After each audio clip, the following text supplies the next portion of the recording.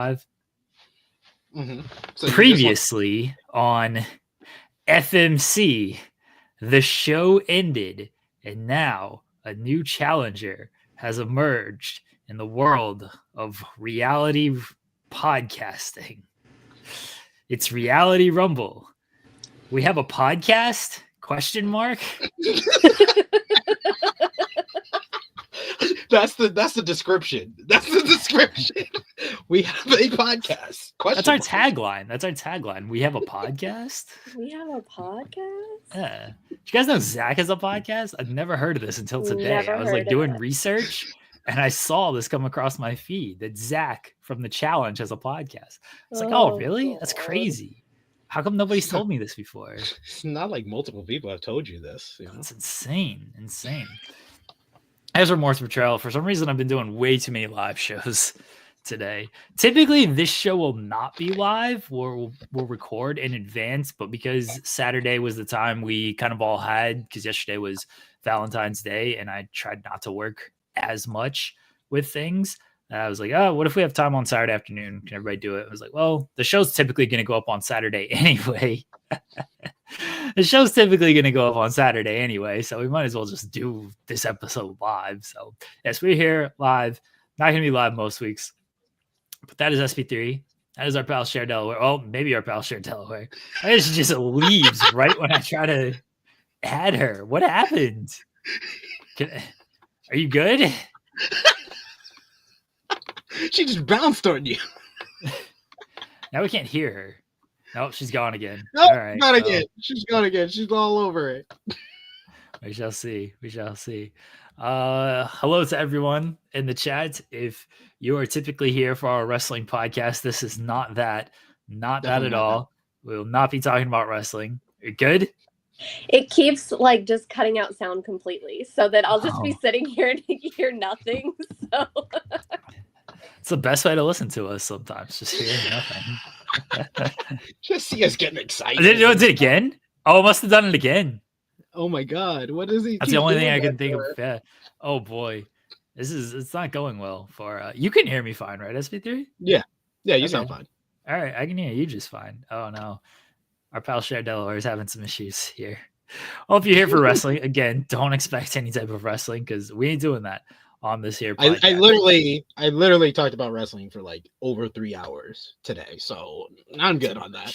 Too much. I've done 5 straight days of wrestling podcast and sometimes twice a day, so I'm very good on talking about wrestling. When was the last time I had a day off? Probably Monday. I think I was off on Monday. I think so.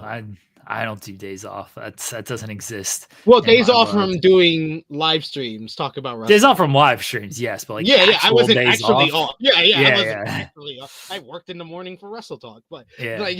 But I mean, as far as talking live about wrestling, I think the last time I was off was Monday. I did not talk about any wrestling on a live stream. I think I'm going to preference that. I think because I can't say for sure.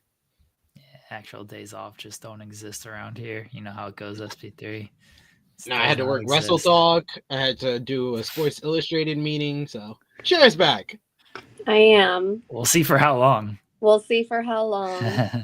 I'm unemployed. So, I mean, you guys are talking about all your work. I don't have a job. So. You can come write news for us. There you go. You do good at that. My wife's very good at that job, and your wife and I really like to talk about how she's almost watched the entirety of Grey's Anatomy through Reels on Facebook. Oh yeah. She's you know what show I was like that with?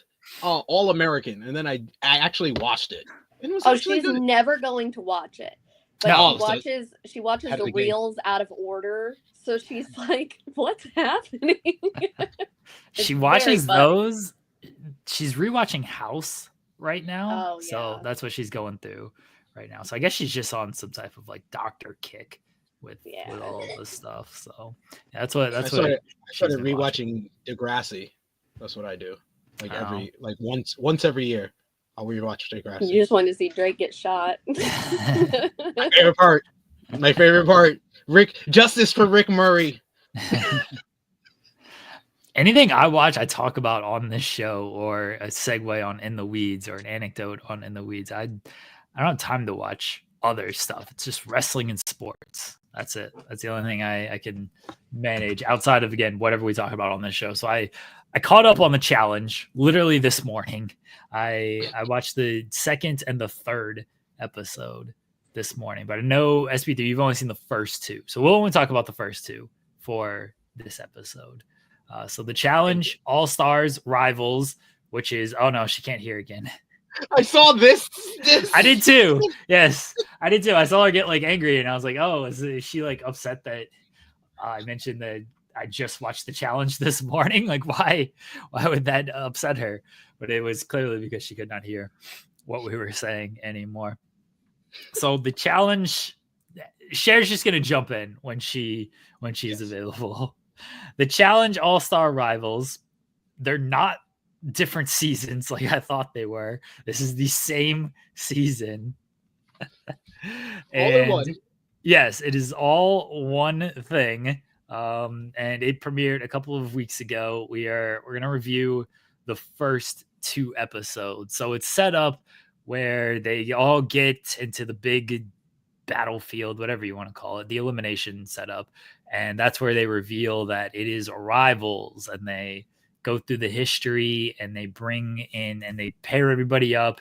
And of course, everybody's very upset that, oh no, I have to do this with my rival. And then we're just kind of off from there. So SP3, do you want to, do you want to get kind of the recap of episode one? Sure. So we should talk about the pairs here. So I just want to make sure I got all these pairs correctly suited here, and what they said about each other, because I think that was the best part. Yeah. So we got Fessy and Amber, which we all know about their rivalry from the double agents and Spies, Lies, and Allies.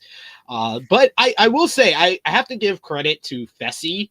He's going about this partnership a lot better than past partnerships. Hey, Cher. Hi. I switched to my phone. Okay. I don't know what's happening. I've literally never had this happen before. Like, what's happening right now? I'm sorry. Continue on. So yeah, I like Fessy's mindset going into the season, because he realizes that their rivalry has always been one-sided. It's always been Fessy screwing over or not playing with Amber or betraying Amber. So he realizes that he has to kind of rebuild the trust with her this season. So I like that he mentioned that early on. Then you had Ashley Mitchell and Nisa. Ashley Mitchell might have had the funniest response to TJ. He's like, oh, millionaire Mitchell. She was like, I'm sure not feeling like $1 million right now. It has been hilarious watching her the first couple of episodes. I know you didn't watch episode 3, SP3. This doesn't really spoil anything, because I feel like she said the same things in episode 2. She's like, I ain't winning this year, so what's the point? Like, Anissa doesn't win, so why am I going to really try to do anything? And then, yeah, there's you'll see in episode 3 at the very end where they have a little face-off with things. But yes, Ashley, I've been seeing a lot of pictures on social media. Don't worry. Yeah, Ashley's very resigned of, my partner is Anissa. I know we are going to lose. So, and that's my mindset. They showed Anissa laying on the couch a lot this episode. And she literally said, I don't work out when I'm in the challenge house. And Veronica ass attitude over here. Yeah, and Ashley was very upset about that, as a partner would be. Yeah. Especially of like, if you don't work out in the challenge house and that hasn't worked for you the past 17 seasons, maybe try it this season. Like, maybe it'll help. Like, so I definitely understood her frustration, but Ashley also was a little bit dramatic in their fight. You'll see it, but it was kind of like, huh? Like, it was, all of her other frustrations came out in a very like, this isn't a big deal way, kind of, but it was understandable. But yeah. Then he had Corey, what's his last name? Corey Lay and Big T, which their rivalry was sparked out of season 39. I don't know why they're here though. This is the Challenge All Stars. If this was just the Challenge Rivals, then sure, yeah, y'all could be on here. That makes sense. But this is All Stars. Big T, All Star. Corey, absolutely not. Sorry, just not. I like Corey. I didn't know who Corey was. I was like, who is this person? Because I'm not sure I watched his season. You watched Rise, Lies, and Allies. Oh, well, I don't remember him at all. I remember I was watching like episode 2 and they said Corey. I went, oh, Corey's here? Corey Wharton? He's here? When did he join the cast? And I looked up and it wasn't that Corey. I was like, oh, who is this guy? What's he doing here? I also thought that when I was like, what does Corey Wharton have with Big T? Like, I was very confused. Every time they say Corey, like I'm expecting the good Corey, the famous Corey from the challenge to appear. He's like the famous Corey. He is the famous Corey from the challenge. I keep expecting him to appear, and he doesn't appear. Say his name and he appears. Then we got Frank. Frank is back. I like that they did like a little introduction for Frank. And like from that first confessional, he was like, I'm trying to re-image myself. I was 23 years old last time I was here. So, I'm gonna be different this time. And then by episode 2, he's Frank from season 23. He's Frank from the rookie season when he was the most toxic game player that there's ever lived, and he was right back into form. So it did not last long. I think the only difference has been he's not like outright bullying people now. Yes. Like he's doing it more in like a, hey, this would be good for your gameplay if you do this. Like and I mean, I think Adam even said in episode 3 he thinks Frank is the smartest person in the house. He said that in episode 2. Yeah, he said that in episode 2. He was like, and I agree with him. I think so. When you look at everybody on here, as far as like playing this game, the smartest person is Frank. Absolutely. Yeah. He's literally manipulating everyone. I was like, when we'll talk about episode 2, but the fact that he initiated all of that and never got any of the heat. Everybody and their mama got heat from his conversation, but except for him. That was awesome. That was a strategic mastermind of a section right there from Frank. But yeah, Frank is with Sam, who was his castmate on the Real World, San Diego, as well as his teammate when he won season 23. He was very verbally abusive to her back then, and he's trying his best. But I don't see that lasting long. He's trying his best to not be that way, but his passive aggressiveness is very apparent. Then we got Nicole Zanata, aka Nicole. We don't understand a thing you're saying. Melissa says that as well. I think in the 3rd episode, Nicole's yelling at her, and she's like, "It's hard to understand what Melissa is saying because I don't understand what she's saying." And Nicole's like, "You don't understand me. You don't understand me." The best was Beth doing the impression of Nicole in episode 2. Beth didn't have a whole lot to do this season. She was fantastic with that impression in episode 2. Yeah, and how dare Nicole make fun of anyone's outfit? You have never had a fit. And a 30-year-old jeans. So, yeah, I don't care. You should not be making fun of 30-year-old jeans. You've never had a fit in your life. You don't know what the word fit is. Like, what kind of hoarder are you with the 30-year-old jeans? What kind of hoarder are you with these? With a hoarder. You was a hoarder out here. You hoarder.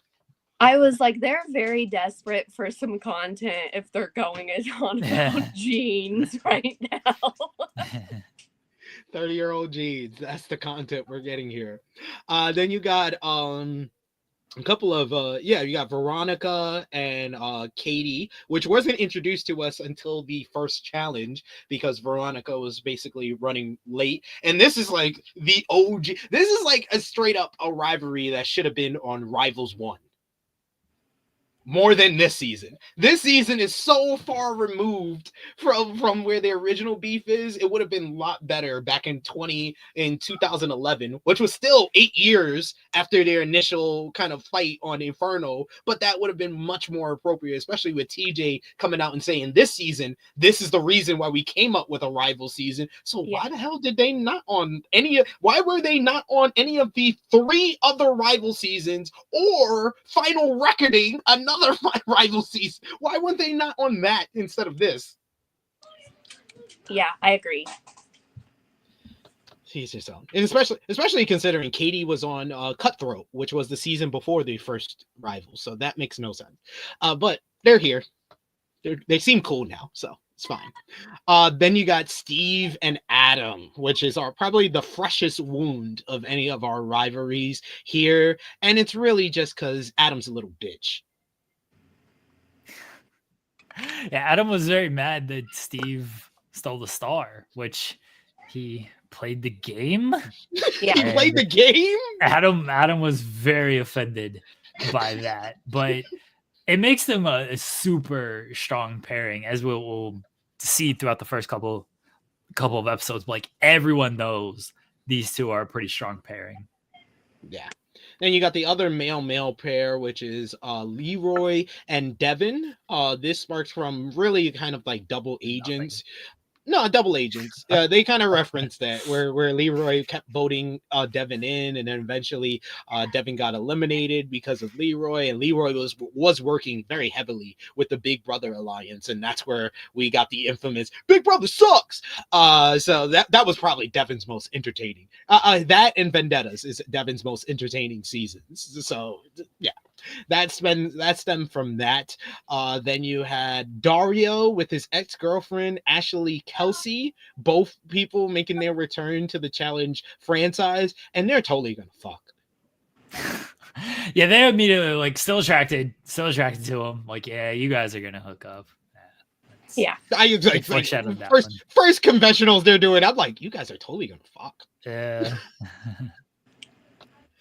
Then we got Shane and Devon, which is probably my favorite duo of this whole season, just for entertainment purposes. Like Shane has always been like he's like the OG as far as like gay representation, LGBTQ plus on the challenge to me and on MTV in general. Because I remember watching his Road Rules season because he was on the same season as Darrell and Rachel, which is like. Man, that's an all-time Road Rules season right there because you got 3 people that have been a part of like 20 seasons of reality television right there. And then you got Devon. This all stems from Final Reckoning where Shane kind of called her a bitch, and then they got into a social media back and forth where Shane was like, instead of tweeting, go take care of your kids and stuff like that. So yeah. Good stuff there. Then you got finally we got the most bitter of the rivals, which the aforementioned Beth with Janae. And of course that stems from All Stars. What was it, 2 or 3? I think it was 2. Yeah, it was 2 because that was when she was with MJ, and that's when Beth basically alluded that Janae was cheating on her husband with MJ, and basically tried to ruin her marriage. Not very good. Then we got the team that probably is going to deliver the most drama of the season, which is Sylvia and Kellyanne. Literally, I didn't see episode 3, but I heard it had a 40% viewership increase, and so many fans online are giving that up to Sylvia and Kellyanne having that fight that was the cliffhanger for episode 2 because they wanted to see the follow-up. So hey, they're bringing something to the page. They're bringing something there. They could make a good team, but they each have their own individual problems that the other person can't make up for. So they're here. You'll see how it plays out in episode 3, SP3. But they did. Oh no, I did see Alan Gary I don't mute him, so I did see that they Okay. did have a reconciliation. Yeah. They That fight in episode 2 was very uncomfortable when It she was was. like, when she said, I have a family, you have dogs. I was like, yeah. ooh, Ooh, because that's not what people you. like when we got Kellyanne back on the show, she talked about how she was like bedbound for multiple years due to an illness. And I'm like, she, first off, probably cannot have children because of that. And like, she loves her dog. She literally wants to open a dog rescue. So the whole thing, when she said that, I was like, that was too far. Like, that was like a Laurel type dig at somebody. That it made me very uncomfortable. I agree. I got too very personal very quickly. Like it escalated so quickly that not a lot of people were able to react in time before they said some stuff like that. So yeah, I agreed. It was very uncomfortable, but that's our teams for this season. And basically the first episode is just about them in the house, and then they do like one challenge, and then the episode is over. So Well, I mean, they get their stars for the first challenge, so the yeah, top yeah. 4 There's a people do get the stars. So the first challenge was, I think I have it here in my notes. They had to run through like a mud pit and Yeah, carry a block of ice. it was called frenemies. Basically, Yeah. this I looked it up on Wikipedia. I wrote down it here. Teams race to complete 3 checkpoints before crossing the finish line. The first 4 teams to finish become the initial star holders for the season. So checkpoint 1 is the mud bath that Jeremy was talking about, with the teams must use their bodies to transfer mud from a pit to a bucket until they collect enough to reach a marked point. Then you get checkpoint number 2, which is ice transfer. Teams must use long sticks to transfer ice cubes from a cooler to a cylinder of water until the ball inside rises to a marked line. And then checkpoint 3 was balance gurney, which is teams must balance 4 balls on a gurney and carry it across the finish line, collecting 3 sandbags along the way. And our winners were Adam and Steve coming in at number 1. You also had Devin and Leroy at number 2, Ashley and Dario. And surprisingly, I was saving this one because I feel like this is the most bitter of the rivals here, Nani and Turbo. I think Nani is trying. She's trying her best to make this work because she wants to win. But Turbo hates that woman's guts. He does not even want to be around her. I don't think Turbo likes anybody. To be fair, no, he does. He actually does because Devon's been doing basically recaps, and especially that first week, she did a recap to tell us like on her YouTube channel like what it was like before the show started, and she's actually friends with Turbo because they became friends on War of the Worlds 1, and he's like she had her braids, so she had different hair, so she said when she saw Turbo, he was like, Devon. And then he grabbed her and give her a big hug and stuff. So that's a cool fun with at least pairing. Exactly. I like that. I like that stuff. Yo, watch. I really suggest y'all watch the Devon intro video. Of course, she has the hilarious response to Ashley Kelsey that has become a meme now, where they put up Ashley Kelsey's face and she's like, "What was your first impression?" He says like, and then I really don't have anything to say about it.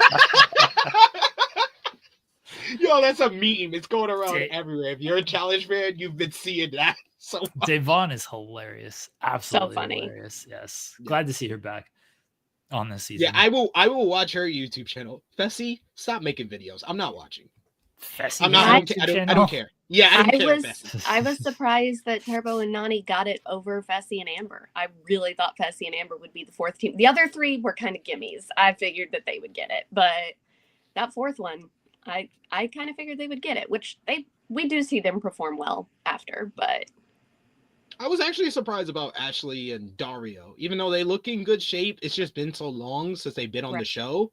I thought like maybe like someone like Big T, Corey, because they just came off of like a season 39 when this was filmed. So I thought they would do, and they were in that kind of like that mix as far as the teams that were in the running there. But yeah, I was surprised with Dario and Ashley as well as Nani and Turbo, because it just seems like Nani and Turbo can let their beef outside of the game go when the bell rings, basically. So yeah, that led to so this year they're doing well, basically that was the end of episode 1, because they just did the challenge and didn't even give us the eliminate. They literally didn't have elimination for first round. Like we got challenge 2 in the second episode. Yeah. I appreciated how freaking annoyed TJ was with almost everybody that second episode, though, because I was annoyed with all of them. It was hilarious how, so the second episode, the challenge is you have to solve a math equation. And then once you solve the math equation, you go out onto this platform and your partner like holds you basically by a rope. And the other person has to lean over and grab flags that are dangling. And then the last flag, you have to jump as a team and get it. And I think like 2 people completed this whole thing. Like, yeah. And TJ was super annoyed. He's like, you're not even gonna try? What are you doing? You got to at least like take a step, go do something. And then to make this even worse is not only did most people not even complete it, but then it was like raining. And so they stopped doing it. And it was, well, we can either come back tomorrow or do it, or you just don't do it. And all 3 people were like, well, we're just not going to do it. Yeah. And TJ was a little too lax on that. He's like, sometimes these things happen in the challenge. Like, what? I agree. Most of the teams quit. And then 3 teams literally decided we don't want to do this. And you're just like, that's okay. I really think that the reason that he did that was because so many people didn't try. And he was like, why are we going to waste our time setting this all up in production for them to not even try again? The problem is there was no punishment for any of this. There's no punishment for coming in last. It's so the way that's the issue. And literally every other All-Star season did that. Like if you lose, you go into the elimination. Like that's simple. So this year, the way it works is you got the 4-star holders, and then you do the daily challenge. The team who wins the daily challenge gets to pick one team to go in to elimination, and the other team is decided by a house vote, and everybody gets all the losers. Yeah. So winning has its benefits because you're safe and you get to pick who goes in. Losing doesn't matter. Like if you're going to get 4th, you may as well go ahead and get last and just chill back, because what's the point? Yeah, it's the same thing. So like not having any type of punishment for the losers, I mean, it's gonna make it to where I think you're gonna see people just like quit or not try, because why would they? There's no punishment for coming in last. I felt like they should have done it either the people who didn't try at all were the only people that could be voted in, or the only people who tried who didn't get it, which was Davon and Shane and Adam and what's his face? Hand model guy. What's his name? Adam and Steve. Adam and Steve. Davon and Shane got like one flag maybe, and then Adam and Steve did. I think Adam and Steve got all of them. Because they jumped on their. And then Amber and Fessy. They won. But then the other 2 teams that tried they should have got to decide who the other team to go in was, because it was crap. Like they weren't even. Most of them wouldn't even go up on the platform. Like if you won't even go up on the was platform, embarrassing. Yeah. Yes. And they were like, Kellyanne, like acting like Kellyanne was being dramatic. No, when she was like, if we're not even going to try, let's go home. Like I have things I could be doing instead of being here and having no chance at doing this, because you're refusing to do anything. Like she wasn't even going to be the one that was leaning. So it was like, what's your problem? You just got to stand there and hold. Yeah. I mean, like literally Adam and Steve jumped off the thing. Like I was disappointed with pretty much everyone on that. It was very frustrating to watch. Yeah, so yeah, that challenge did not work out well. We got our little bit before the challenge of Beth's 30-year-old jeans, with Nicole complaining about that. I guess I don't know, but Literally for like then 5 minutes, we heard about these jeans. but then before the challenge, that's well, after the challenge actually, we got real juicy stuff. This was when Shady Frank, as we say in the headline here, Shady Frank came about because he starts having a conversation with a whole big group, not a big group, but like 5 other people. I think Amber is there. Nicole's there. I know those two most importantly are there. And there's like 2 other people that I don't really matter here for the conversation, because Amber understands the people that are here in this circle.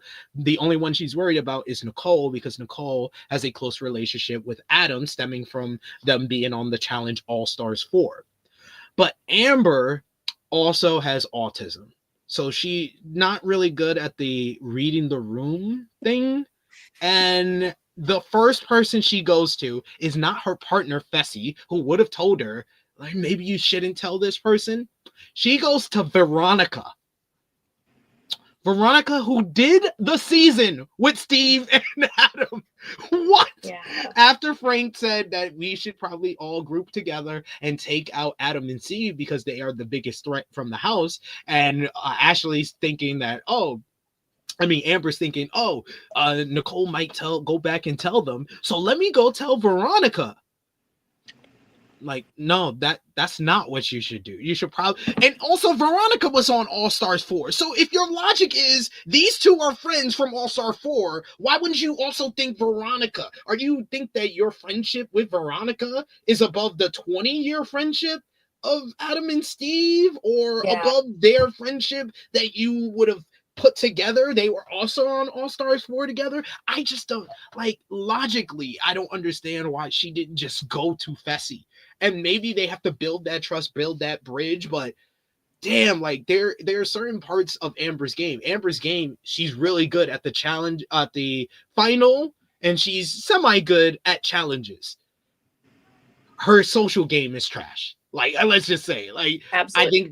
I think that's because of her, her ailment. She came out and said it. She has autism, and you can't read you don't know social cues too well and stuff like that. So I will put it off to that. But, like, damn, that was just a misread, a big misread to think, Nicole's gonna go and tell somebody, so let me tell Veronica, and thus you are the person who told the people what the plan was from Frank. Yeah, and she even says in that, like, she thinks that her and Veronica are friends. Her thinking that her and Veronica are friends. First off, Veronica's not really friends with anybody. But, like, maybe let Fessy handle that part. Because you also thought Fessy and all of them were your friends, and they very much were not. And that, like, broke her heart. So Fessy is on your side this time because he has to be. So, yes. Like, maybe just let him handle that part, because I did feel bad for her after that, and especially too. And I like Amber. I like Amber a lot. But when she I'm a big Amber fan. Yeah, when she was like, I'm not dumb, I'm actually really smart, I know it was Nicole, and we know it wasn't Nicole. So that was like, and it wasn't a bad assumption. I would have assumed that as well, but it was just funny because the way she's, I'm like, oh, Amber, don't get yourself in this situation again. Like, yeah, it was uncomfortable. See, so I've spent most of this podcast, complimenting Fessy. I even just said that Amber probably should have went to Fessy instead of Veronica. Now let me shit on Fessy, because the choice that they made for the elimination is fucking dumb. It's like, what? How does that benefit you? How does it benefit you to throw it? Like, if you are in control of things and there's no punishment for losers, why wouldn't you want to run a final with Janae and Beth? I think that's the biggest thing, is there being no punishment for losers. Yes. That's where it's like, yeah, you might as well take a shot at a top team there. But the problem with that is, let's say you do throw in let's say they threw in Devin and Leroy, because I think everyone assumes they're one of the top teams, which I think they are as well. Let's say you throw in Devin and Leroy, and then Devin and Leroy come back.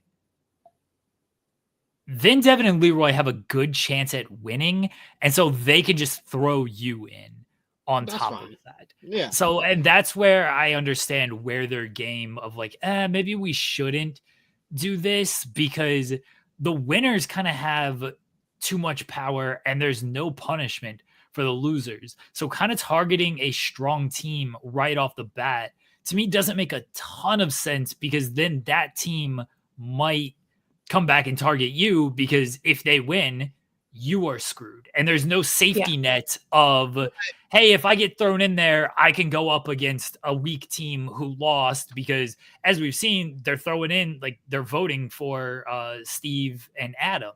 So they're voting for kind of a strong team as it is. So I kind of get their strategy of, let's not ruffle feathers. We gave a strong team, Steve and Adam, a weak team. Now maybe if they win, they won't be like, hey, let's throw a strong team in there because they saved us last time. I kind of understand their strategy. I don't. Like there is you have to understand. Like, I hate when they come up with that reasoning of, oh, we can't target the good teams early because what if they win and come back and target me? Okay, fine. But don't go to the exact juxtaposition to that and pick the weakest team. Give me somewhere in the middle. Yeah. There are so many other teams in the middle. Dario and Ashley, they have a star. That was the first team. Negate that. Devon and Shane could have won that challenge and beat Adam and Steve. Like, there were so many male-female pairs or female-female pairs that were a better option, that helps your game more, instead of just hoping Adam and Steve will throw you a bone off of beating the weakest team. I mean, personally, I would have done, just because it was Adam and Steve going in, I would have done Devin and Leroy, just because you're gonna get rid of one of the male teams that way. I think I agree with that. I agree with that type of thinking more than, oh, we can't throw in all the good teams because what if they come? That's a scared game. That's scary game right there. I mean, I'm not good with that. I was shocked that Beth and John A performed as well as they even did, and that was mostly John A. Like, I mean, because I didn't think that they had a chance at that. But they did well, but it was just, it's like, if you're going to keep with the male, you need to get rid of one of the male teams, because they just have a better chance of winning. And I mean, if you've got, like, honestly, that would be a toss-up of who, because you got Devin in there with the puzzles. Steve proved he's really good with the puzzles. Like, it'd be a toss-up of who's going to win in there. And then you've got people like Turbo and, well, I don't want to say Fessy because I don't know about Fessy. But you got Turbo who can take out a male team later on. Like, I thought voting in Beth and John A was very dumb. But I was annoyed with John A too, when she was like, you have to get in the right headspace for this. And I was not in the right head. You always have to be in the right headspace for that going in. And she should know that by this point. Like, you are a two-time winner now. You can't just always assume you're going to be safe, because you're never safe unless you're actually safe. I don't think you can get in the right headspace when Beth is your teammate. Like, they could have given her a heads up no matter what, and it was not going to matter because Beth was her teammate. Like, it just, absolutely. Beth but is her, who she is. Her like complaining about it, that was annoying to me, because I'm like, John A, I like you and you're good, but you can't, like, it is always a possibility, always a possibility that you go in. Like, it's just the way that it is. Now, I do think that Amber shouldn't have been like, it's definitely not you. Yeah. If you were torn between the two of them, which, what two weird teams to be torn between, but if you were torn between the two of them, then you should have told her, like, it might be you might be the one going in. So that was just odd. But I mean, whatever. As soon as I saw who the team was, I was like, oh, they're going home. Yeah, it was like a foregone conclusion at that point. But it's just like I will say, like, to go on to the point you made with Janae, I think season 40 and this season has really showed the flaws in her game. Yes. Is the social part. The social part she's not really good at.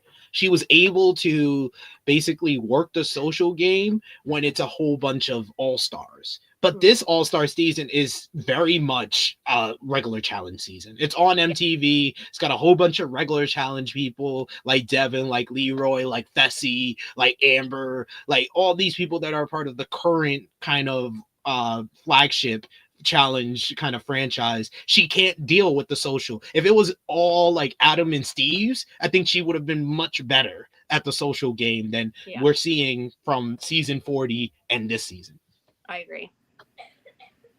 So yeah, that was Adam and Steve get the win, obviously. I do like the fact that now with the eliminations, they're throwing us back. They're giving us the old school way of doing eliminations where the person eliminated, they go back to the house, collect their things, and then have to leave the house. So I know we're going to get some people cursing people out as they pack their things. So great addition to the season. I also like the ending where Beth talks glowingly. She's like, we're going to be friends moving forward. This is going to be great. I think we really patched things up. And Janae's like, no, never going to talk to her again. No, she's like, I'm fine if we never see one another again. Yeah. And she's like, I just like her even more. Friends, add friend, unblock, like on and on. And Janae's like, no, because I know Jeremy kind of stays out of the social media part of it. It has come out that Beth completely made up that rumor. Like, Beth was trying to protect herself in the house and just made that up, and it caused actual issues. It caused actual issues for Johnny's marriage. Like, her and her husband had to go to marriage counseling over it and everything. And like, that's not a gameplay. We don't like each other. That's a real life. I don't like you, and I real life don't ever want to see you again. Like, that's not okay to do. And Beth is like 50. Like, you can't be doing stuff like that. Yeah. So that whole thing was just like, after I found that out, I was like, oh no, I would be like, TJ, get me on this plane. I'm going home. I'm not here for this. Like, and as I said the other day in the chat, they have got to stop freaking casting Beth. Stop casting her. She wasn't good in her quote unquote prime. And now we are 20 years from that. Like, what are we doing? And she wants to be, oh, I'm the nice girl now and everything, but she's not even providing good drama. Like, her freaking crying and going on when they were doing that challenge. And I'm just like, stop. I don't want to see her anymore. Stop coming on these challenges if you can't do heights challenges. If you can't do literally anything. Yes. Yeah. Like, you can't do anything. Yeah, and I understand people. I'm not afraid of heights. 56. Yes, actually. She is. She's old enough to be my mom. 56? I mean, technically, she's old enough to also be Jeremy's mom. Yeah. She's old enough to be Mark Long's older sister. I didn't realize that she was that old. And look, if she could, like, Mark shows up to these challenges and he shows up in good shape and he takes it serious and everything. Like, he doesn't always do the best, but I don't think Mark is there for like a lack of trying or a lack of effort. Like, when Mark shows up, it's like, he deserves to be there. Like, he's gonna give his best. Like, at his age, what's his best going to be? Probably not as better as the people who are 20 years younger than him, but he's going to at least show up and do his best. Beth, like I said, 20 years ago, 30 years ago, in her prime, she was not good. She was not good at all. And now we are 20, 30 years removed from that, and she doesn't show up in the best shape. She doesn't show up to do her best. She shows up to start a bunch of stuff, and like, I guess it's cute for a reality aspect for an episode, but especially when it came to Janae and there has like real world consequences to this, it's like, that just seems unnecessary. If you want to show up and start reality drama, fine. Like, that's what these people are there for half the time anyway. But when you're starting real drama with people, it's like, you just shouldn't be here. You just shouldn't be here. And I think if the challenges were more like the old school challenges where you've got to walk across a beam 300 times and move a ball back and forth, then that's Beth. That's what Beth can do. Beth can't do the stuff that they do now, and she's not going to try to do the stuff that they do now. Now, Katie is also someone who's scared of most things, and I do also think maybe she just needs to give it up on coming back on. But I like Katie, but I mean, I appreciated that Veronica was like, I'm not going to do this to her. Like, I'm not going to make her freak out, and like, we know she can't do it. Like, I'm not going to force her to go over there. And at least with Katie, we've seen some evolution of her as a person. She's not the same person she was back in like Inferno, smoking a cigarette while she's on the treadmill. That's not the same Katie that she is today. Beth is pretty much the same shady, nefarious person that she was in Inferno that she is now. And still not providing any good athletic ability and not even good drama. I mean, I kind of feel the same way about Veronica. Veronica doesn't provide a whole lot. Veronica, I mean, we've seen her over the years, in her older years, have some good showings and eliminations, but for the most part, I don't need to see Veronica. Honestly, I'd rather Veronica go to Traders than be on another season. Veronica she would be good. She would be amazing. She'd be very good. As a trader or as a faithful. I think she would be good at either role. And Wes and all the people that have done the traders all say that's the first name that they come up with. Her or Coral. And I keep saying people say Tina. I don't think Tina would do well on it because Tina would just tell everyone off. Tina's too emotional. She can't play a character. Yeah. Tina's just gonna be like, I will kill you. Like Tina can't. I don't think Tina can do it. But yeah, I know we're gonna talk about, you haven't seen episode 3 yet, so we'll talk about 3 and 4 when we do the next one. But I'm disappointed with this season so far. These people are just they're not doing it for me. I thought the first few episodes were good. The parts that have been disappointing to me is one, again, no punishment for the losers. Yeah. So that's a format issue. Yes. And 2, I don't like that the star stuff where the winner, so Steven Adam win, they already have a star. So nothing happens. At least in previous seasons, it was last season it was take the star. Yeah, you take a star, but they already have a star, so like nothing happens to them because of that. Yeah, previous seasons they could take a star from somebody and reroute it to somebody else, but they're not doing that this season. Yeah. It's just nothing happens. Everybody, you keep your star. Like, I think that's just dumb because you create more drama with, let me take a star from Turbo and Nani or whoever and give it to them. Now that puts a target on their back. Now Turbo and Nani feel like, I got to go in and I got to fight for the star. Like, you create a little bit more. We're going to see more alliances and deals being made if, they're like, well, okay, Adam and Steve are going in and they have a star. If they win, then they can take their star. And if you give it to us, then we're going to protect you from now on. Like, with it just being like, hey, you're going to get thrown in every time until somebody finally beats you and takes your star. It's like, okay, it's going to be the same people having stars the whole time. Yeah. And I don't understand why they're taking stuff away that was working for the format. Like, it's very, very, very silly. My only complaint really was the format. The format is really bad. Yes. I think the cast on paper did not look impressive, but it is. I think they can have some entertainment and some drama involved with the people like Frank, like Davon, like Shane. Those are the people that are going to kind of drive the drama through and everything. So I'm looking forward to that part, but the format does put a bad taste in my mouth on the season overall.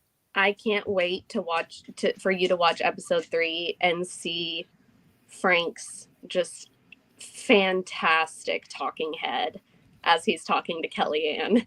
It is hilarious. Like, oh my God, he just Frank is quality reality TV. He really is.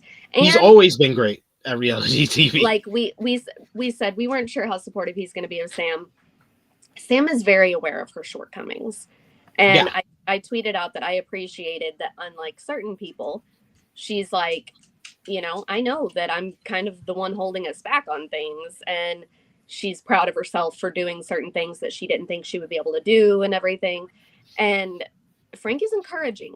Like, he gets a little frustrated at the end because he thinks that it's going to get him like sent in and everything because of her physical capabilities. But he is encouraging to her. And that is some growth from the Frank that we saw with how he treated her years ago. I mean, that was, so I did enjoy that. But if anybody hasn't seen, if you guys haven't seen Kellyanne tell off Frank, we saw it. So good. So It was good. so good. He I love cooked him. Kellyanne. Cooked him. I was like, oh, let's go, Kelly. And shut his bitch ass up. But yeah, good stuff. Did we do Jeremy, the draft? Yes, we did. That's what I was just going to say. Okay. Jeremy's got to pull up our draft. Oh, yes. Yeah, we did a draft. Sorry, I froze for a second. Yeah, you were just gone. Yes. So since he's only seen the first episode, we'll just get rid of those two. We need to start doing a traders draft too. Here's our draft. All right. Well, I'll have to start watching Traders for that. Yes, you do. This is necessary I can't see viewing. since it's on my phone. I think Jeremy, if you can increase the Of percentage course to I zoom had in. them. Beth and John. There we go. There we go. Is that better? Yeah, that's much better. God. Yeah. Yeah, Beth and John A, that was a share pick. So gone there. All right. And Jeremy. Can't believe you picked them over Big T. It's because it was the Corey I don't know. Yeah, fair. But still, I would take an unknown over Beth. Like, Okay, just look at this. like SB3 took Anissa, and that one, I understand Big T and Corey might not make it far, but Listen, Beth and you want to Anissa. know why I don't know who Corey Lay is? He has 7,000 Twitter followers. That man is on TV for multiple seasons, and he has 7,000 Twitter followers. God bless him. God bless him. I feel like I cheated because I have both male pairs. Yeah, you even said that. Like, I'm totally winning this season. you made reference to that, and like, look, that's how it broke. You got a good spot at 3 to just take the male and male team. So, you know, nothing wrong with that. Personally, Maybe I there will think- be a challenge. Maybe there will be an elimination that is them against conducive for the smaller teams. Because I do think for this elimination, had they faced Melissa and Nicole, like maybe Melissa and Nicole could have got it done a little bit faster because they're just smaller. They could have fit in there a little bit more, gotten in and out a little bit quicker. Like Beth and Jeanne just didn't work together all that well and couldn't do it fast enough. So there might be an elimination where they face a smaller team and it works out to the smaller team's advantage. Because it seems like they're just going in every single time at this point. Yeah. Yeah, if they don't win, they're definitely going in. And they you know, we made reference to you got to throw in the male and male teams at some point, you would think, maybe, but you know.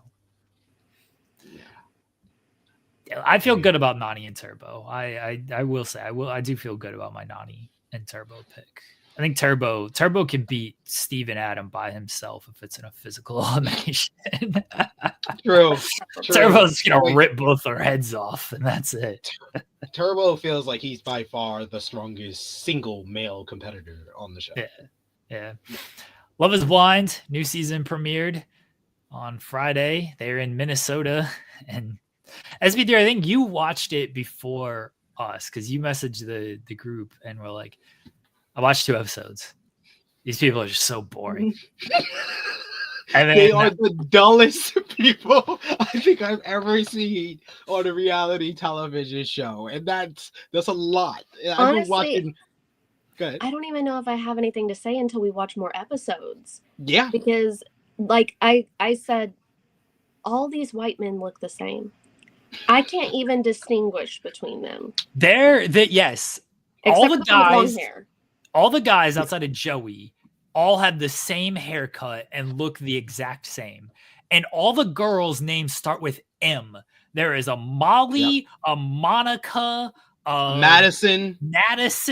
Yeah. Like everyone starts with M.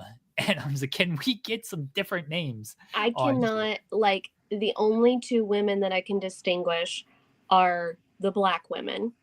And why is the two black women in a love triangle with the one black guy? With the one black man. I was like, what am I watching? Love is Blind? Every time I watch Love is Blind in the UK, the black couple, they always have a obligatory, like, black couple on there. I'm like, you got 3 black people and they're all in a love triangle. Well, honestly, those are probably the only 3 black people that live in Minnesota, if we're being so. You knew they connected because, like, oh, my name, they call me D Buckets and they call me B Dots or whatever. It's like, all right, well, we've deduced this here. White people ain't got those kind of nicknames. Sorry. Yeah, oh God, it's terrible. It's so bad. It's so boring. I'm hoping in the second half of these episodes, because I don't know how many episodes they premiered. 4 is what it usually I think is. 4. They usually do 4. So I'm hoping because we've all watched the first 2. I've started on the 3rd, but I can't remember anything that happened. I was like half asleep, falling asleep during it. So I'm hoping that, because there are some triangles forming. Right. And quite a few. Yeah. And anytime we got a rectangle too. Yeah. I couldn't tell you who's in them because they all look the same. But we got quite a few. But I know Madison and Alex. Madison and Alex, because they were trauma bonding. I remember them. We did already have an engagement. We had an engagement in episode 2. Yeah, the girl from Chile and Joey. I like Madison so far because when what's his face is like, you know, you can't hold it against people. You got to just let it go. And she goes, I'll hold it against him for you. I'm like, I relate to that. I am that level of petty. And then the one that was like, I listened to a Joe Rogan podcast. Oh my God. I would have left that room. Just left her in there talking about her Joe Rogan podcast. The wife and I are like, is this where you're getting your information from? What are we doing here? She's like saying all this stuff. And he's like, yeah, that's interesting. Like, he was so uncomfortable. So I'm hoping, because we've got like some triangles and a rectangle, that when it does come down to like the decision, there will be some extra drama to this. Because yes, right now everyone seems relatively normal, and maybe when they start living together and they do their vacation, maybe that's when things will really start to blow up. But right now everybody's just normal. Like Minnesota, I've never been there. Feels like everyone is just sort of slow moving and cold. They're all cold. Yeah. Cold. Me and Cher were there at the same time. I personally think that we all should go get tattoos on our lip that say Taco Bell. Because why would now we Taco B? Well, yeah, it says Taco B now because the rest of it is worn off. Yeah. But when she said that, she's like, "That's the only tattoo I have." I'm like, oh, my favorite one. I don't remember. I'm pretty sure this was episode 2. Maybe it was episode 3. It's not a big spoiler or anything. But the one girl's like, I have an ass tattoo. The guy's yes, like, that's where's it at? And she's like, my ass. She's talking to the dude that I can't. Like I said, they're all the same guy. The one. Sorry, my kid just tried to FaceTime me from downstairs. The one that made the really uncomfortable comment and was like, "Oh, you're ugly now." When she said she's 30 and talked about aesthetics and everything, that was so uncomfortable. The wife and I are convinced that he's not going to be happy with whoever he ends up with. Like, he's going to see her and be like, "Oh, I don't know about that." And like, as usual, all these women are like attractive. So I don't know why you would be disappointed, but people have these weird hangups on the show. And the wife is very big of like, whoever he ends up with, he's going to be like, not my type, not who I was looking for here. So The boobs are not sitting up enough. Yeah, when he was like, yeah, I'm around Botox and I'm around filler, and I'm like, oh, this is why are you going on a show called Love Is Blind? Like, I don't think this is for you. I will admit I have appreciated how open most of them have been. Most of them have been about being like, yeah, I've cheated on somebody before, or I was part of cheating on with someone. Yeah, so because most of the time they lie about that, but yeah, these people are really boring. Just incredibly boring. Yeah, Like I was just like, I can't. I'm not invested yet. And my missus has officially said she's done. She's done. I have to now watch it on my own. She's like, if you want to continue watching it, you do that on your own. So I'm now on my own to watch Love Is Blind, probably while I'm at work. you gotta continue watching it. SB Theory. Yeah. We gotta talk about it on this show. Hopefully, we'll have more to talk about next week. I'm sure we'll have a bunch of engagements, and I love when they're, what are you wearing? I'm wearing a light blue slip dress. I can tell you right now, I would be in there dressed like this with my freaking smiley face, purple pants, and I would be like, I'm in lingerie. The wife always says that during these shows, like, why are these people getting so dressed up for this? Like, they can't see you. Who cares? Just wear something they comfortable. They want to be on TV. That's why. I feel like they're told to like dress nice, like dress how you would dress for like a first date and everything. This is how I would dress for a first date. That's why I've been single for 7 years. Like, no, I'm showing up in sweats and a hoodie. Get out of here. I ain't showing up in no tight dress or slacks and a suit and everything. What's wrong with you people? Well, my youngest came in the room when I was watching it earlier, and he was like, why can I see her feet? Because one of them didn't have her shoes on, and that was like the way she was sitting. Her feet were like right. And he kept being like, why can I see her feet? And then they cut away and they cut back to her and she had shoes on then. And he was like, oh, she's wearing shoes now. Good. Like, heard you. There are some people talking about like religion and stuff to where all these conversations are going well now. And I'm immediately like, oh, when you guys get out of here and you start like really getting to know each other and start seeing the lifestyle and everything, this is going to be a whole different thing for you. Because some people are having like sex conversations as well. It's like, oh yeah, I'm open to this, this, and this. I'm like, you're going to get out of here and it's going to be a different conversation. And then it's going to be thrown back at you of, you've said in the pods, you were this person. That's why I'm hoping like, once they get out of the pods, there's some real drama because right now everybody's just sort of normal and agreeable. I keep saying like, this person doesn't really like Christopher Nolan. Like, this is not your real favorite movie. Get out of here with that. And then once they get out of these pods, it's going to be like, you said this, this, and this in the pods, and this is nothing like the person I met in the pods. Like, that's the juicy stuff. Right the one who said he goes to church every Sunday, and she was like, well, my sister's gay. Would you go to gay pride with me? And he was like, yeah, I fully support. I fully support people like that. And I'm like, that was not even believable. Like, a lot of it, I'm like, oh, I think that the drama will come once they're in Mexico or wherever they're going, because things are going to blow up. Well, what's going to happen is a girl's going to leave a room and there's going to be 4 white guys standing there and she's not going to know which one is her fiance because they all look the same. That's what's going to happen. I pick you or you.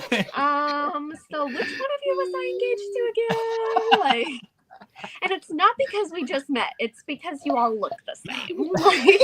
Can't pick you out of a lineup. God damn. Yeah. I mean, literally, I watched 2 episodes. So I watched 2 hours of that today. I could not tell you who any of those men are. It was just so mind-numbingly dull. I was just like, oh my God. Well, I was like, goes to Minnesota for this show? To be fair. Like next year's Ohio. And we're fucking stupid around here. So you're going to get some crazy people on next year's show because Ohio just not a whole lot of smarts in this state. It's not. Just not a whole lot of smarts, he says. There's not. Especially if you're going on a reality show, you're going to get terrible people. You're just gonna get awful people on this show. I True. do look forward to that. I do. Yeah. Gonna be I need somebody's more horrible cousin people. in the pod with them. They're gonna fall in love with their cousin. Well, apparently from the coming attractions for this season, someone's gonna match with someone, or they're gonna see someone that they dated before. Didn't that happen last season too, or the season No, before? two seasons ago. Yeah, there was one. Yeah, that was the one where she got all very talkative to the person that he was talking to, and she's like, "Oh yeah, we dated, and this, and this," and basically ruined that poor girl's experience. All right, SVT, let's talk traders real quickly. So the wife remembers all the Lydia and Uche were the names of the who dated. Let's talk traders right fast. I watched the latest episode this morning, and these people are stupid. These are the dumbest people in the world. I just want to give it up for the traders for eliminating the 2 pieces of trash and left in the house. I think that as far as if I'm a trader, would I have murdered Chriselle? No, because she's the dumbest player here. She's the worst. Like literally, Wes has done multiple interviews who says, "No, guys, I've been on 20 years of competition reality television. She's the worst person that has ever done a competition reality show." And she is. She just is. Like, she turned on the person that was closest to her. Then the next person that was closest to her was an obvious traitor from day one. So it's just like you're just completely horrible at this game. So I'm going to keep you in the game because you're gonna get the faithful in this direction when I'm over here. So I would have kept her in the game. Honestly, I would have murdered Dylan. Dylan was the person to murder here because he does have the intuition to pick up on stuff. Yes, yeah. It may have come off to because I don't think the traders are playing a super great game. Now they did well this past episode because there was a little bit of heat on Danielle, and I thought she deflected well at the round table with her reasoning Caroline had heat on her early because she did not remember what Alan had on. Yeah. On the altar. They let her off the hook on that. That was the first time ever that Caroline messed up as a trader. Like, she did not have a good response at all. She was stuttering. She was all over the place and stuff. Yeah. They let her off the hook on that. But like there was some heat on Danielle, and I thought she deflected well of why would I murder this person and this person? Like, do you see how that doesn't make sense for my game? And then they put the heat on I'm blanking on her name. Brittany? Sierra. Oh yeah. So they put it on Sierra because they were so hell bent on this coffin theory of the traders would definitely put one of the traders in the coffin to throw everybody off. And so everyone was just like, we got to figure out if that is true. And Sierra, and of course she wasn't a trader. She's like, y'all are going to look stupid when this is the only thing you're grasping onto. And I'm going to stand up there and I'm going to say, I'm not a trader. I'm going to say I'm a faithful. And then you're just completely wasted tonight. And that's what happened. And the faithful didn't have like good responses because I didn't think Sierra's response was good to that because she was like, oh, why would I have Bob the drag queen or Boston Rob convince me to be in the coffin? Well, I would have responded, well, Boston Rob had you convinced he was faithful and you were protecting him last week. You were literally the biggest mouth. You literally were trying to stop us from interrogating Bob. Like, yeah, that should have been the main thing. Outside, before the coffin, I would have just mentioned you were the #1 Boston Rob cheerleader. So you need to go. Yeah, they ended up kicking Sierra out because they wanted to close the coffin on the coffin theory, and they got played there by the traders. But the big cliffhanger at the end was they can either murder somebody again, or they can try to convince somebody to be a traitor with them. And they're a little split on this one of what they should do.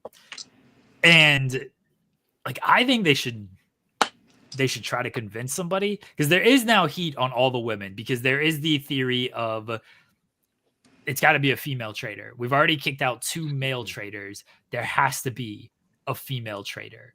And so because of that, they're now looking at all the females, and that's going to continue to put heat on Danielle and Carolyn.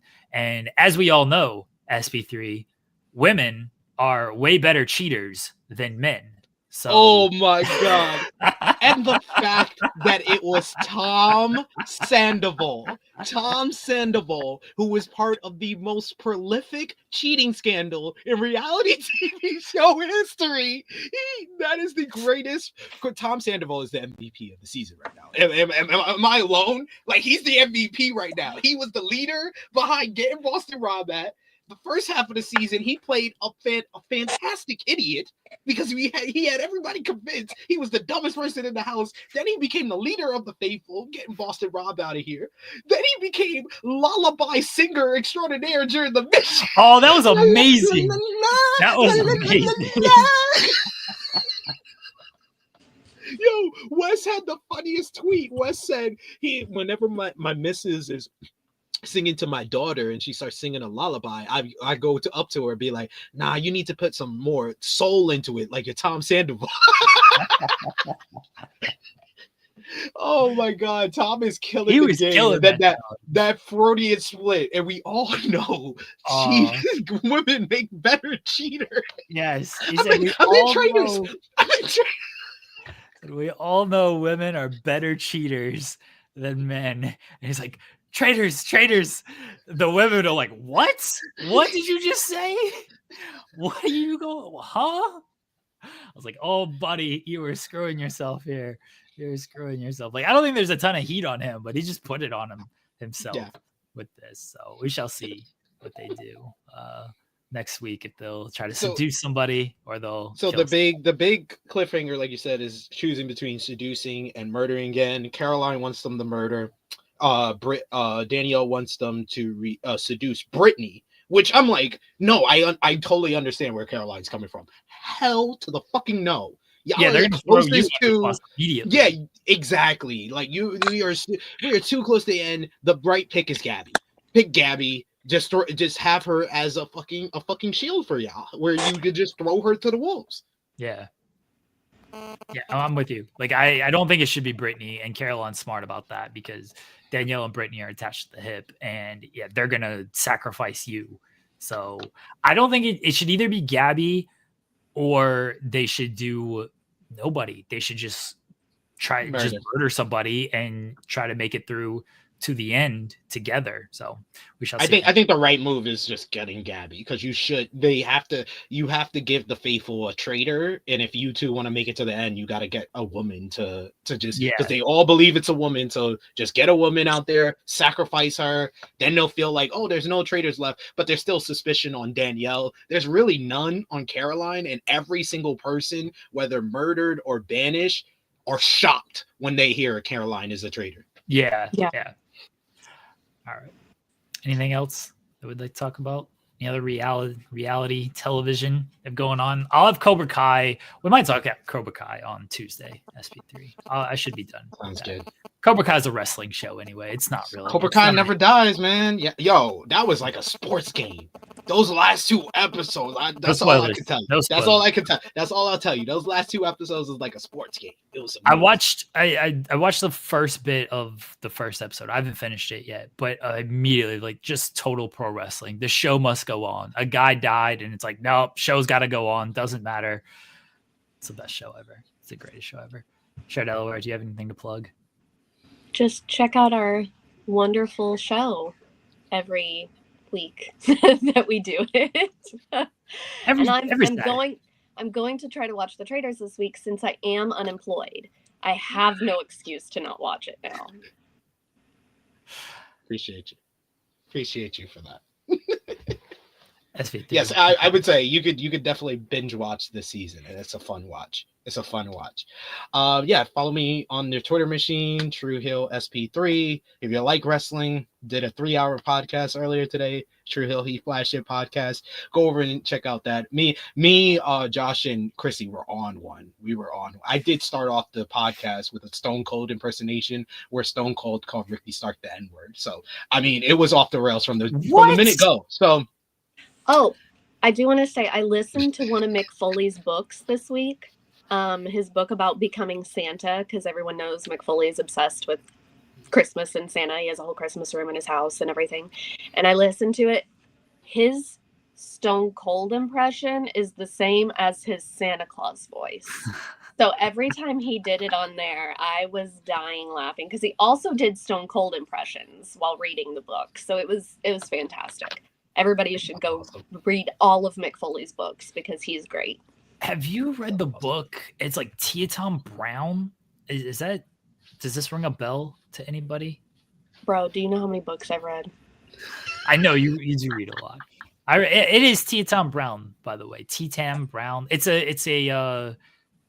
not one of his autobiographies or anything. It's one of it's a nonfiction book, or fiction. Sorry, it's a fiction book. Got that wrong. It's a fiction book.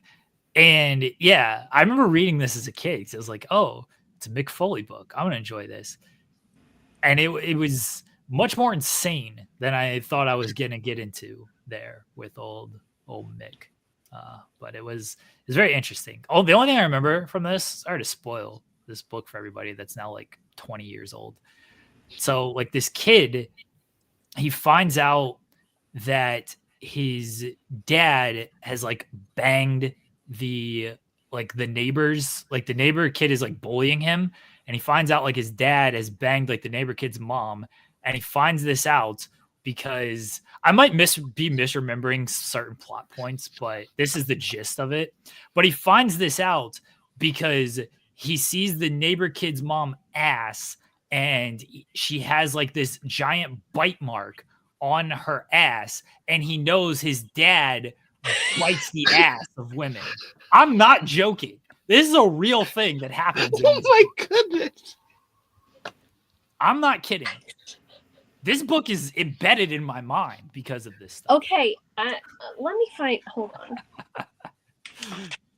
Now, what is this? Because I'm going to read this, and then I'm going. Tietam Brown. Tietam Brown. Okay. This is a real book. Read it and please confirm what I've just said, that this is a thing that happens in this book. I'll probably read it. If I can find it, I'll read it tomorrow. Okay. And we're gonna have share book breaks on the show. Okay. That's gonna be where you Before can we give go, us the description for a book. Do you guys remember the book that we talked about probably like a year and a half ago, the pregnancy and wrestling book that was literally just like a fan wrote it, and it was fanfic, but all the characters were based on the Elite?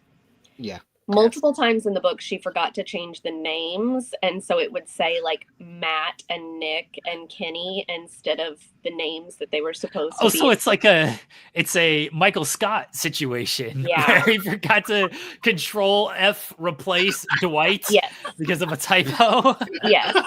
So she is the main character, and she gets accidentally pregnant by Kenny Omega in the book.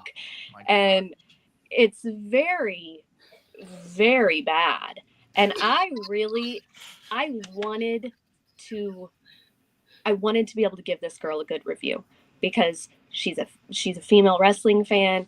She's a woman of color. She wrote the book, and the main character is a plus size woman of color. And you don't get that a lot in books. Like, I couldn't, it was so bad. Now, you guys know how much I read. I'll read like a 300-page book in 4 or 5 hours. It took me 3 weeks to finish this book because I kept having to stop because it was so bad. Like, I don't recommend, don't publish your fanfic. Don't do it. Like, anyways, I'm going to read this book, and next week I'm going to tell you guys all about the dad biting the ass. I have a book report to give you. We'll see if my memory is correct on this, but I swear this happened in this book. I swear. So maybe I might be misremembering part of it. Pretty sure I got the gist of it though. All right, everybody can look forward to that next week. I'll be back on Monday. New episode of In the Weeds. SP3 will be with me on Tuesday and Thursday. We'll hopefully have some guests this week. We had a big week of guests. A lot of fun with the guests. that we had. Shout out to my homie Clark Connors. I'm a Bullet Club war dog, y'all. I got threatened this week. That didn't go well for me. Oh, did you not see this, Cher? No. Okay, I got the clip. Let's play the clip. So Play the clip. Hold on. Here we go. I advocate for murder all the time on this show, Charles. We need more of that. We need more murder. See, I'm saying me and Charles are alike. I think we can team. No, we're not alike. Okay, Don't sorry. Stay in your place. Sorry. Understand? We're not alike. We think alike, maybe. Right. Charles Mason's about to kill me, so it didn't go well. It didn't. I love Harlan was trying to break in as he's talking about murder. He's like, what? Like, I'm down with that. Me and Peppa Pig gonna roll up. Roll up. I got in trouble for making roll-up jokes this week, so I can't do that anymore. Oh no, you can't get in trouble. I'll tell you off air. I don't want to make the same jokes. All right, everybody. We'll be back next week with a new episode of Reality Rumble, talking all the nonsense in reality television. Bye, everybody.